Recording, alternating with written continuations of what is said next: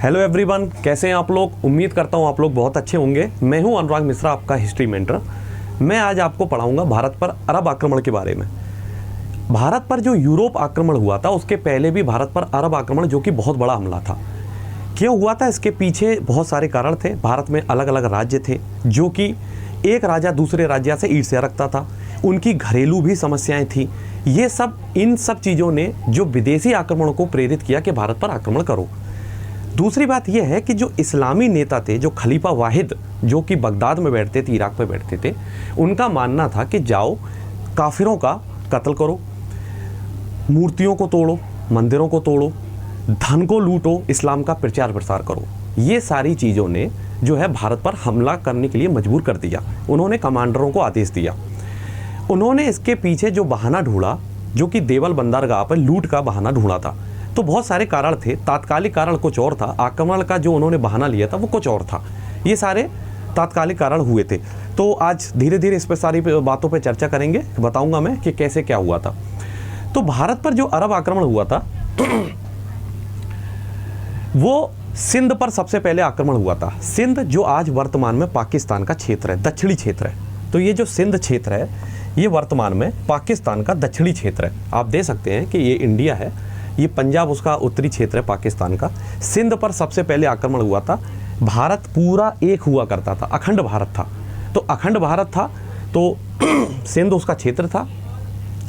मुल्तान, ये इसके अगर अपन पूर्व पश्चिम क्षेत्र में जाते जाएंगे तो अफगानिस्तान आएगा, ईरान आएगा, इराक आएगा, बगदाद, वहाँ खलीफा बैठते थे। सीरिया दमिश्क में भी खलीफा बैठते थे, गवर्नर बैठते थे इराक बगदाद में, और सीरिया दमिश्क में बैठते थे खलीफा लोग।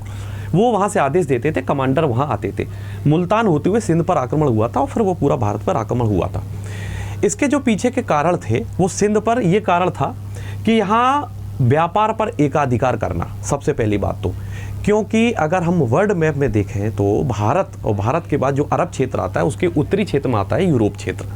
यूरोप क्षेत्र में क्या होता है, ठंडा क्षेत्र, उन्हें काली मिर्च चाहिए। जितने भी जो मसाले हैं वो होते हुए जाते थे, अरबों के यहाँ से जाते थे। तभी तो पुर्तगाली जो लोग आए थे उन्होंने सबसे पहले अरबों के आधिपत्य एकाधिकार को तो ही ख़त्म किया था व्यापार के।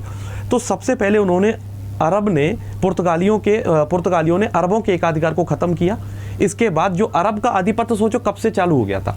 इसीलिए तो इनका मेन उद्देश्य ये था कि जो व्यापार हो रहा है यूरोप में वो इनके होते हुए जाए, तो ये पैसे धन कमाएं, लाभ कमाएं, ये इनका उद्देश्य था। तो सिंध पर उन्होंने आक्रमण किया था। अच्छा, आक्रमण का उद्देश्य क्या था? तो जो आक्रमण का उद्देश्य था,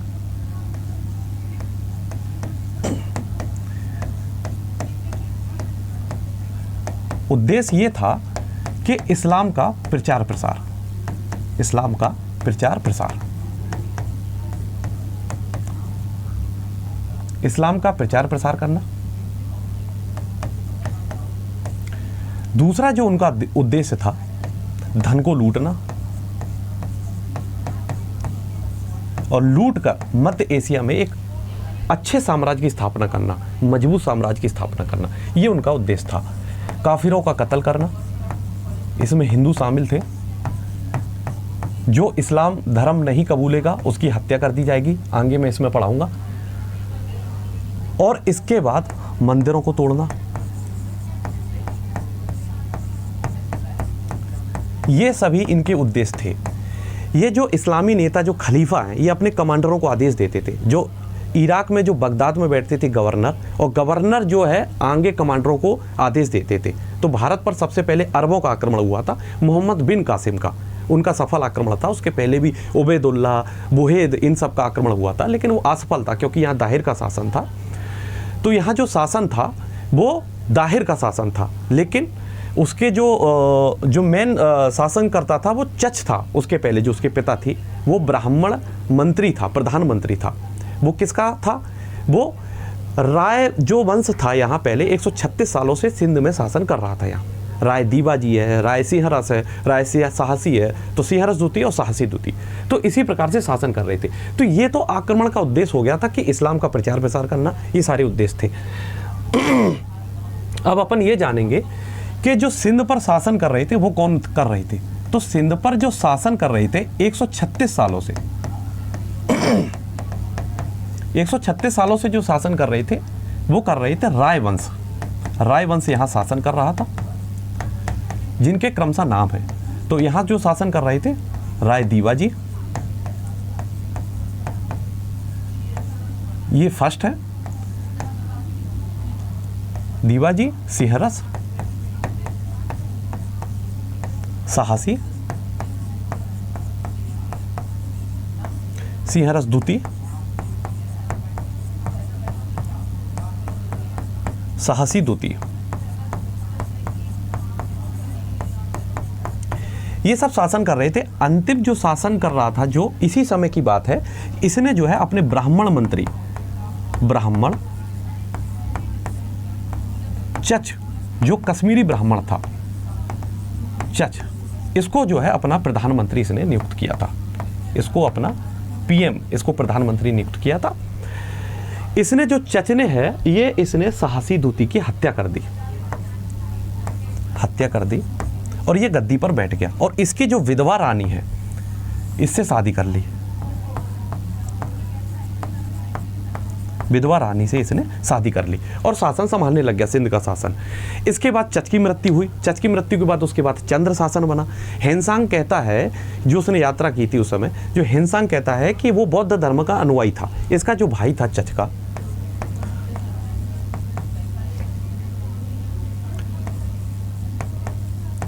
इसका भाई था चंद्र, जो कि बौद्ध धर्म का अनुयायी था, बौद्ध धर्म को मानता था। और इसके जो 2 पुत्र हुए थे, वो मैं आपको अगली स्लाइड में बताता हूं। तो चच के जो पुत्र हुए थे, दाहिर और दाहर सिहाय,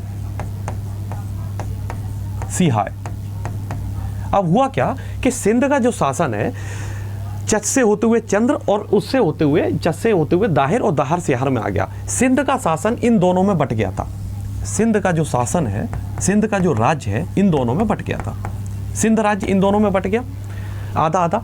फिर हुआ क्या कि दाहिर सिहाई की मृत्यु हो गई, इसकी मृत्यु हो गई, और जो दाहिर है, ये सिंध का सर्वे सर्वा बन गया। सिंध का ये सर्वे सर्वा बन गया। क्यों बन गया? क्योंकि अब भाई रहा नहीं है, तो यही सब संभाल रहा था। इसी के समय ही जो है यहां अरब आक्रमण हुआ था। अब क्यों हुआ था? अब उसका कारण यह है कि जो भारत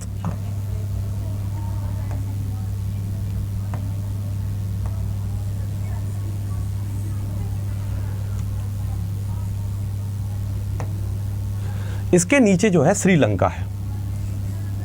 श्रीलंका से क्या हुआ कि अरब व्यापारी यहां आके जो है व्यापार करते थे। ये अरब क्षेत्र, ये अरब क्षेत्र है, और यहां से आके जो है ये श्रीलंका से व्यापार करते थे। व्यापार करते हुए इनका जो जहाज जाता था, वो इन तटों के होते हुए जाता था, भारत के तट देत, और ये यहां आ जाता है सिंध। ये पाकिस्तान का क्षेत्र है वर्तमान में, जो कि ये पहले भारत का क्षेत्र था। तो ये सिंध क्षेत्र है, और सिंध से जहाँ ये दाहिर साहिर, जो दाहिर है, वो यहाँ राजा शासन कर रहा था, यहाँ से होते हुए ये यहाँ जाता था। तो ये तट होते हुए जहाज जाता था। हुआ क्या कि जो अरबों का जहाज था, यहाँ से 75 स्त्रियाँ, 75 जो स्त्रियाँ थी, इतिहासकार कहते हैं कि 75 स्त्रियाँ जो है वो यहाँ से जा रही थी अरब क्षेत्र में, सुंदर स्त्रियाँ, और ये जो खलीफा हैं यहाँ उनको पहुँचाया जा रहा था। तो कहते हैं कि ये देवल में जो है, देवल बंदरगाह में इसकी जो लूट लिया गया, इसको लूट लिया गया। बहुत सारे डाकू थे उस समय डाकू होते थे, और जो इन्होंने बंदरगाह पे इसको लूट लिया। अच्छा, जब लूट लिया उन्होंने, तो जब खलीफा के बाद पहुंची ये बात, खलीफा को पता चला कि ये यहाँ लूट हो गई है। खलीफा जो कि धार्मिक नेता हैं मुस्लिमों के, उन्होंने, ये बैठते थे सीरिया, दमिश्क में बैठते थे, और उसके बाद उन्होंने इराक, बगदाद, यहाँ गवर्नर बैठता था बगदाद में, तो यहाँ बैठता था गवर्नर। ये बगदाद क्षेत्र है, इराक की राजधानी वर्तमान में जो है बगदाद है, यहाँ गवर्नर बैठते थे। इनको आदेश दिया कि जो दाहिर यहाँ का राजा है, सिंध के राजा, इनको दंडित करे, जिसने इनको लूटा है, डाकुओं को दंडित करे, और दंडित करने के बाद जो लूट हुई है उसका हर्जाना दे। अब ये उन्होंने तात्कालिक कारण ये बताया। इस समय जो दाहिर था,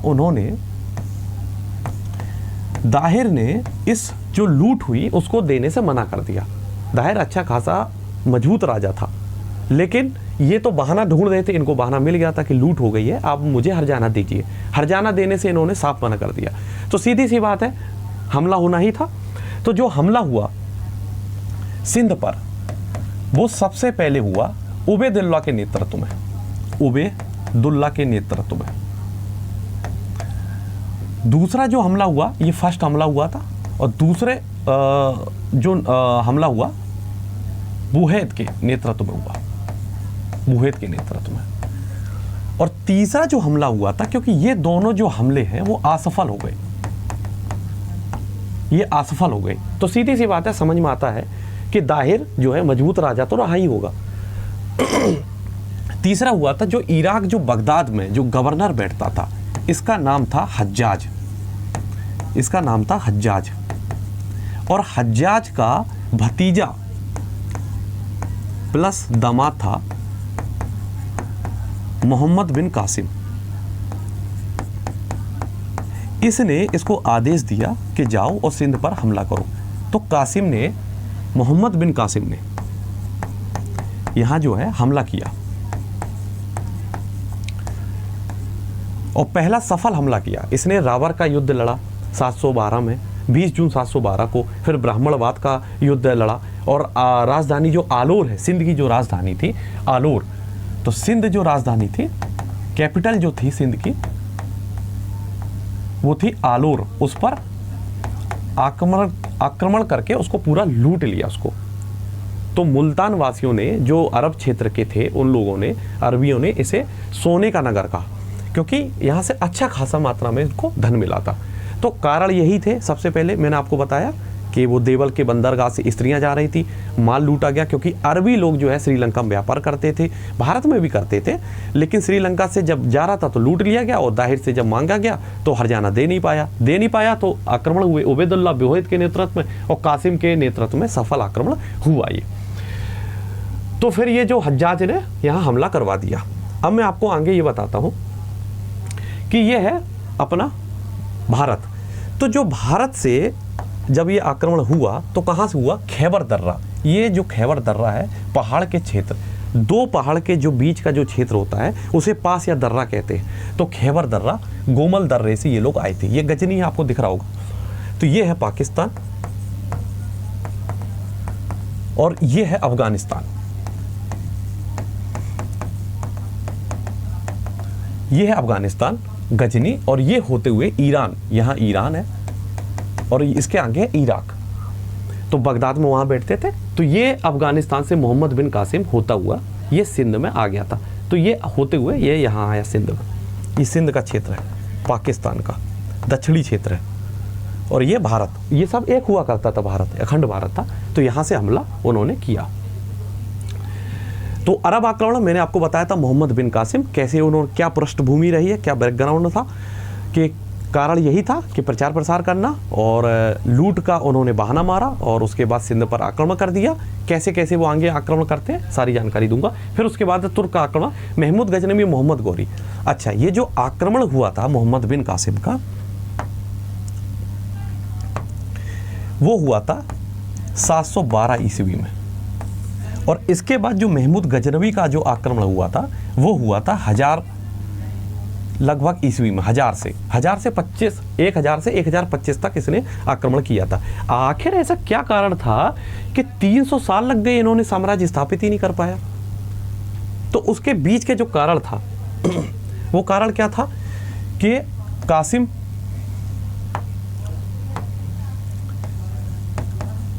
आया, ये आया 712 ईस्वी में, और फिर ये हुआ अरब आक्रमण। और अब आते हैं तुर्की, और तुर्की में आते हैं गजनवी। गजनवी ने 1000 से लेके 1025 तक, 1027 तक आक्रमण किए इसने। आखिर इन दो के जो बीच में गैप है वो गैप 300 साल का है। ये क्यों रहा है? इसका कारण है कि इस जो बीच में है बप्पा रावल, इन्हीं के नाम पर पाकिस्तान का एक शहर है रावलपिंडी, इन्हीं के नाम पर है बप्पा रावल। दूसरी बात है विक्रमादित्य द्वितीय, बप्पा रावल और गुर्जर प्रतिहार के नागभट्ट, गुर्जर प्रतिहार के। इन तीनों चारों राजाओं ने रोक के इनको रखा था अरबियों को, नहीं तो ये तो पूरा शासन उसी समय ही स्थापित हो जाता। लेकिन वही है कि हमारे जो और भी जो प्रांतों के राजा थे उनमें एकता नहीं थी, संगठन का अभाव था, ईर्ष्या आसपास रखते थे। और वैसे ही फिर गजनवी आया, फिर सीधा सफल आक्रमण होते हुए फिर गौरी आया और फिर दिल्ली सल्तनत की स्थापना हुई। तो ये कारण था 300 वर्षों का जो गैप हुआ था ये। तो अब देखते हैं जैसे सिंधु नदी आके, अब सिंधु नदी को क्या कहते, तो सिंध में जो नदी थी उसके जो क्षेत्र को कहते थे, सिंध जो क्षेत्र है यहां बहती थी सिंधु नदी। सिंधु नदी, इसको भारतीय साहित्य में सिंधु सौवीर कहा गया है, सिंधु सौवीर कहा गया है, सिंधु सौवीर इस क्षेत्र को कहा गया है भारतीय साहित्य में। और देखेंगे, और इसकी जो राजधानी थी वो आलोर थी। मैंने अभी आपको ये बताया कि सिंध का जो क्षेत्र था, और प्रशासन राजधानी इसकी लाहौर थी। 4 प्रांत में ये शामिल था। जो सिंध जो क्षेत्र था वो 4 प्रांतों में बटा हुआ था। जैसे भारत है उसके 28 राज्य हैं, ऐसी सिंध जो है 4 प्रांतों में बटा हुआ था। हेनसांग कहता है कि सिंध के साथ जो शासक थे वो शूद्र थे, बौद्ध धर्म का अनुयायी था। सिंध के जो शासक थे वो शूद्र थे, बौद्ध धर्म के अनुयायी थे, और उन्होंने कोई भी राजा को उल्लेख नहीं किया हेनसांग ने कि सिंध के राजा कौन थे। तो इसका मतलब जो वर्णन है वो पूरा वर्णन नहीं है। इतिहासकारों ने फिर जब तथ्य ढूंढे उसके बाद से जो है पूरी कल्पना की है। तो ये सिंध के बारे में जानकारी थी। अच्छा, यहाँ शासन किसने किसने किया है, तो वो मैंने अभी आपको बताया था कि राय वंश का यहाँ शासन था 136 सालों का। दीवाजी, सिहरस साहसी और सिहरस द्वितीय और साहसी द्वितीय, इसी का मंत्री था चच, इसी का मंत्री था चच, जो कि कश्मीरी ब्राह्मण मंत्री था। साहसी द्वितीय ने एक कश्मीरी ब्राह्मण चच को प्रधानमंत्री बनाया था, और चच ने इसकी हत्या कर दी थी। किसकी कर दी थी? साहसी द्वितीय की हत्या कर दी थी। तो साहसी द्वितीय की हत्या करी और इसकी पत्नी विधवा जो हुई उससे शादी कर ली। 40 वर्षों तक चच ने शासन किया, तो चच वंश कहलाने लग गया। इसने शासन किया, उसके बाद उसका चंद्र इसका भाई बना। किसी किसी किताबों में तो चंद्र भी लिखा होता। तो चच ने शासन किया और वो बौद्ध धर्म का अनुयायी था। मृत्यु के बाद चच के पुत्रों दाहिर और दाहिर सियाही, मैंने अभी आपको बताया था राज्य का बंटवारा हो गया। हुआ क्या कि दाहिर सियाही की मृत्यु हो गई और सिंध का जो सर्वे सर्वा बन गया था, सिंध का सर्वे सर्वा बन गया था, वो बन गया था दाहिर।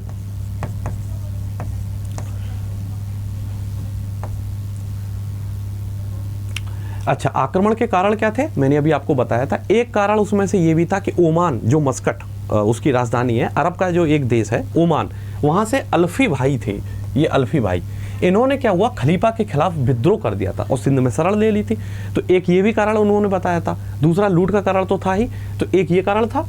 दूसरा ये था कि श्रीलंका के राजा ने अरब व्यापारियों की अनाथ बेटियों, अरब व्यापारी थे वहाँ उनकी मृत्यु हो गई थी, अनाथ बेटी। तो किसी किसी इतिहासकार ने यह भी बताया कि उनको सुंदर स्त्रियां भेजी गई थी, 75 स्त्रियां भेजी गई थी। तो वो भी थी। तो खलीफा वाहिद, कहीं कहीं वालिद भी है, कहीं कहीं वाहिद भी है। तो ये खलीफा थे, धार्मिक नेता, उनको भेजा गया और देवल बंदरगाह पर लूट हो गई। दाहिर उस समय राजा थे सिंध के। तो लूट हुई तो इसका हर्जाना कौन देगा? दाहिर देगा। लेकिन दाहिर ने ये एक्सेप्ट ही नहीं किया कि हाँ लूट हुई है और मैं क्यों हर्जाना दूं। तो आक्रमण हुए।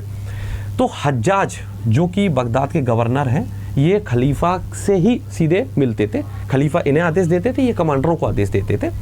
दाहिर को, लुटेरों को जो है दंडित करने के लिए उन्होंने मुआवजा देने के लिए मना कर दिया। किसने? दाहिर ने। बोले हमने तो नहीं किया है। तो एक तो ये कारण हो गया। अच्छा, आक्रमण का जो घटनाक्रम था, तो पहला मैंने अभी आपको बताया था कि उबैदुल्ला के नेतृत्व में पहला आक्रमण हुआ। कहाँ हुआ? सिंध पर हुआ।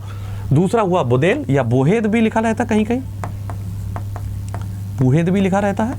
और तीसरा जो आक्रमण हुआ था, हज्जाज ने अपने दामाद और भतीजे मोहम्मद बिन कासिम को भेजा, और कासिम ने सबसे पहले जो लूट की थी वो देवल बंदरगाह पर ही की थी, जहां उनका जहाज लूटा गया था अरबों का।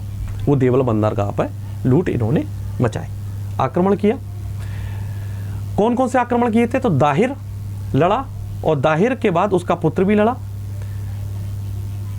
रावर का युद्ध हुआ था 20 जून 712 ईस्वी को। ये 712 ईस्वी की घटना है। और 711 ईस्वी की जो घटना है वो लूट की घटना थी देवल बंदरगाह पर अरबों की। तो 20 जून 712 ईस्वी को दाहिर ने हाथी पर बैठकर ये युद्ध लड़ा था और नेतृत्व किया था। हुआ क्या कि दाहिर मारा गया और उसकी पत्नी जो है जौहर आत्मदाह कर लिया था। दाहिर वीरगति को प्राप्त हुआ था। हुआ क्या था कि जो स्थानीय गठबंधन था, एक तो क्या है हमारे यहाँ भारत में जातियाँ ज़्यादा बटी हुई है, तो किसी एक धर्म का कोई नेता बनता है तो दूसरे धर्म से घृणा करता है और वो पक्षपात करता है। ऐसे ही दाहिर जो कि ब्राह्मण मंत्री था, क्योंकि चच का बेटा था तो ब्राह्मण था, तो दाहिर ब्राह्मण था। हुआ क्या कि जो जाट लोग थे और जो मेहड़ जो मद्र लोग थे, बौद्ध लोग थे, इन्होंने युद्ध से दूरी बना ली, युद्ध से दूरी बना ली, युद्ध से दूरी बना ली। तो इसका मतलब ये हुआ कि मोहम्मद बिन कासिम को तो वैसे ही सफलता मिल गई, क्योंकि ये जो लोग हैं जाट और मेहर लोग हैं, वो कासिम को पूरी चीज़ें बताएंगे कि क्या कमजोरी है दाहिर की। तो ये कासिम तो वैसे भी कमज़ोर हो गया, तो इन लोगों ने युद्ध से दूरी बनाई और जो सेना थी वो कमज़ोर हो गई, दाहिर इसलिए हारा। तो उसे अपने ही लोगों का समर्थन नहीं था, तो मोहम्मद बिन कासिम ने समर्थन इन लोगों से ले लिया और दाहिर हारा और जौहर कर लिया इसकी पत्नी ने, और दाहिर वीरगति को प्राप्त हो गया। फिर हुआ था ये युद्ध के बाद हुआ ब्राह्मणाबाद का युद्ध। अब होगा उसके पुत्र दाहिर के पुत्र जयसिंह के साथ युद्ध लड़ा जाएगा। तो जयसिंह ने जो है लंबे समय तक कासिम का सामना किया, लेकिन और उसके अंत में उसने आखिरकार इस्लाम कबूल लिया जयसिंह ने। तो जो दाहिर का बेटा था उसने इस्लाम कबूल लिया। कासिम ने दाहिर की दूसरी जो पत्नी थी, यहाँ से उसको लाडो रानी, लाडी बाई भी कहते हैं या लाडो रानी भी कहते हैं, तो लाडी बाई और उसकी जो दो पुत्रियां थी सूर्या देवी और परिमल देवी, सूर्या देवी और परिमल देवी, इन दोनों को कैद करके खलीफा के पास भेज दिया। और उसके बाद फिर मुल्तान की विजय हुई थी। यहाँ से उन्हें अच्छा खासा धन मिला था मुल्तान पे। सिंध का जो उत्तरी क्षेत्र है, दाहिर को हराने के बाद कासिम ने मुल्तान पर आक्रमण किया था। तो कासिम ने फिर मुल्तान को लूटा। मुल्तान में अच्छा खासा धन था और अरब लेखकों ने मुल्तान को स्वर्ण का नगर कहा है, गोल्ड सिटी कहा है मुल्तान को। अच्छा खासा धन मिला था, खूब लूटा इन्होंने अच्छे से। तो लाडी बाई मिली और ये उसकी दो पुत्रियां मिली थी, सूर्या देवी और परिमल देवी। इसको खलीफा के पास भेज दिया गया। अब जो वहाँ खलीफा जो बैठे थे, जो हज्जाज थे और जो वाहिद थे, वाहिद ये खलीफा थे और यहाँ जो गवर्नर बैठा था हज्जाज बैठा था, ये गवर्नर था। ये बैठते थे बगदाद में, इराक बगदाद में बैठते थे। और इसी का भतीजा गुलाम था मोहम्मद बिन कासिम। जब उनको सूर्या देवी, परिमल देवी और लाडो बाई को जब भेजा गया वहाँ इराक में बगदाद में, इस समय यहाँ जो चेंज हो गए थे राजा, तो ये जो सुलेमान आ गए थे यहाँ, तो खलीफा जो आ गए वो सुलेमान आ गए वाहिद की जगह। इनकी मृत्यु हो गई थी तो सुलेमान बन गए। और जो सुलेमान था वो हज्जाज का विरोधी था, इसका विरोधी था। क्यों था? क्योंकि हज्जाज इसके समर्थन से ही ये पद को पाया था, गवर्नर के पद को, तो ये इससे चिढ़ता था। तो जैसे ही सुलेमान आया उसने हज्जाज को, सीधी सी बात है, इससे चिढ़ता है तो उसको हटवाएगा। तो जब लाडो रानी, सूर्या देवी, परिमल देवी गई सुलेमान के पास, जब खलीफा के पास भेजा गया, तो उसको जब पता चला तो उन्होंने झूठी मूठी कहानी बता दी कि मोहम्मद बिन कासिम ने हमको कैद रखा और हमारा बलात्कार किया। ये सारी चीज़ें बताई गई तो सुलेमान खफा हुए और उन्होंने हज्जाज को परिवार सहित इनको मरवा दिया, परिवार सहित इनको मरवा दिया। और जो मोहम्मद बिन कासिम था, मोहम्मद बिन कासिम जो कि इसका दामाद था और इसका भतीजा भी था, इसको मेसोपोटामिया, ईरान का जो क्षेत्र है वहाँ भेज दिया, कैद करके भेज दिया मेसोपोटामिया। लगभग इसकी भी आगे जाके मृत्यु हो गई थी। तो ये कारण थे अरब आक्रमण का, और तो इसी कारण उसका पतन हुआ। तो मोहम्मद बिन कासिम का पतन, तो वालिद या वाहिद, उसके बाद सुलेमान बनते हैं। सुलेमान खलीफा बने, ये हज्जाज के विरोधी थे, सीधी सी बात है। और उन्होंने, सुलेमान ने हज्जाज को परिवार सहित मरवा दिया। मोहम्मद बिन कासिम को बंदी बना लिया गया और मेसोपोटामिया, ईरान का जो क्षेत्र है मेसोपोटामिया, वहाँ इनको भेज दी गई और आगे जाके इनकी भी हत्या हो जाती है। अब आता है कि हमने अरबों ने हमसे क्या लिया और हमने अरबों से क्या लिया। तो हमने जो अरबों से लिया वो खजूर वहीं से आया है, ऊँट वहीं से आए हैं, ये अरबों से हमने लिया। तो ज्ञान का हस्तांतरण हुआ। निर्यात क्या किया, क्या एक्सपोर्ट किया, तो अरब दार्शनिक जो है अपने साथ ब्रह्मगुप्त की पुस्तकें ले गई और इन्होंने जो है उसका अनुवाद करवाया। फारसी अनुवाद हुआ उसका, तो अनुवाद हुआ तो अरबी अनुवाद हुआ इसका। तो ब्रह्मगुप्त की जो पुस्तक है उसको जो अनुवाद हुआ वो अल सिंध हिंद कहा गया। और जो खंड खाद्यक है उसका जो किया गया अल हर हिंद। इब्राहिम पिंजरी ने इसने जो है इसका अनुवाद किया। तो किसने किया था, इब्राहिम पिंजरी और हजारी। तो इब्राहिम पिंजरी उन्होंने इसका किया था ब्रह्मगुप्त का, इब्राहिम पिंजरी, इब्राहिम पिंजरी अल हजारी, और अल हर हिंद का किया था अल हजारी ने। तो इन पुस्तकों का इन दो लोगों ने जो है अनुवाद किया। इसके बाद जो सांस्कृतिक आदान प्रदान ये हुआ कि बनारस जो महत्वता है भारत की संस्कृति की, इतनी ज़्यादा महत्वता थी कि जो अबू मसर जो इराक जो बगदाद का ज्योतिषी था उसने बनारस पे रह के 10 सालों तक इसने अध्ययन किया है बनारस पे।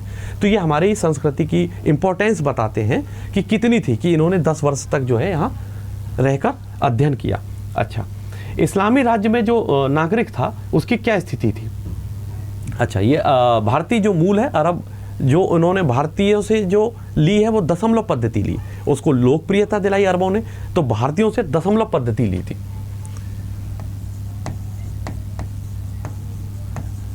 दशमलव पद्धति जो है इन्होंने भारतीयों से ली, उसको इन्होंने लोकप्रिय बनाया और उसे कहा था हिंदसा।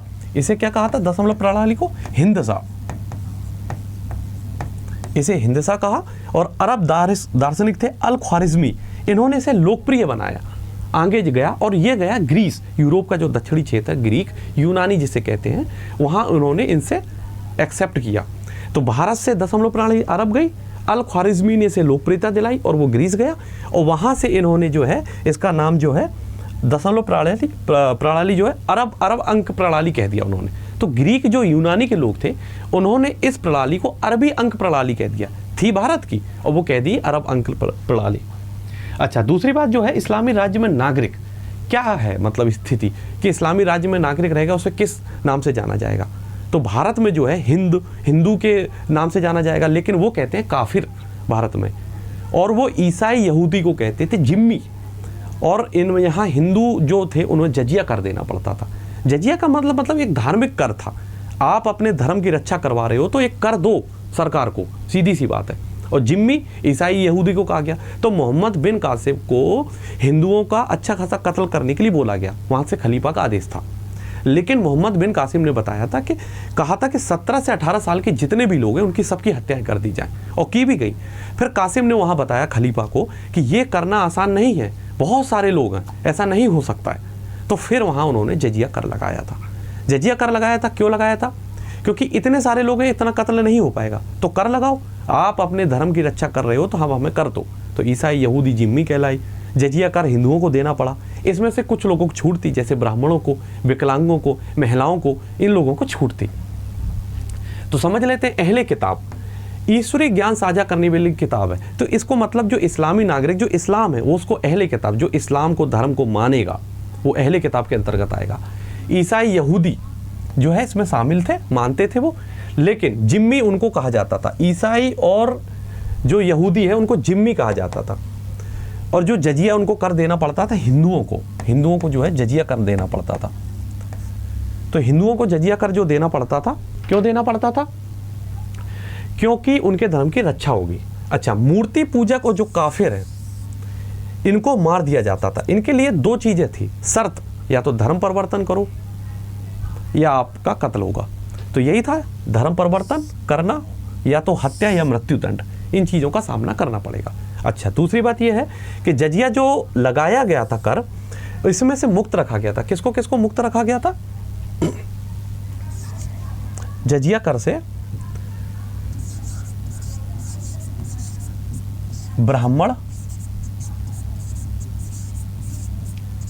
महिलाओं को,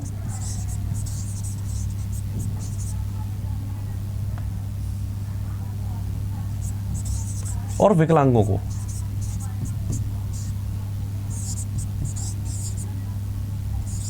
इन लोगों को मुक्त रखा गया था, बाकी सब लोगों को जो है जजिया कर देना पड़ता था।